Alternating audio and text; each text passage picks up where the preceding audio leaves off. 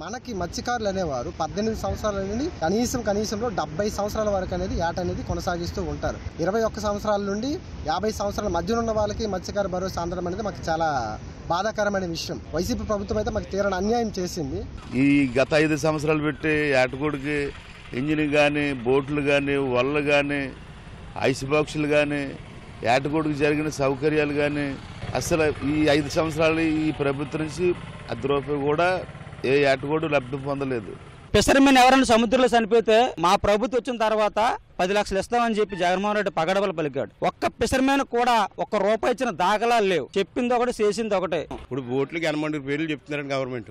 6 వస్తున్నాయి, కొన్ని బోట్లకు 5, కొన్ని బోట్లకు ఆధార్ కార్డు పట్టుకెళ్ళింది 4 చాలు 3 చాలు వీళ్ళ దగ్గర పట్టుకెళ్ళి ఒకే చేసుకుంటే కానీ అవ్వదు. కష్టపడే వాళ్ళకి డబ్బులు పట్టలేదు. రోడ్డు మీద పని చేసుకున్న వాళ్ళకి, పెయింట్లు వేసుకున్న వాళ్ళకి ఇక్కడ డబ్బులు ఇవ్వడం జరుగుతుంది. భార్య పిల్లలు వదిలిగి ఏటకెళ్ళే ఫిషర్మెన్కి అయితే డబ్బులు ఇవ్వట్లేదు.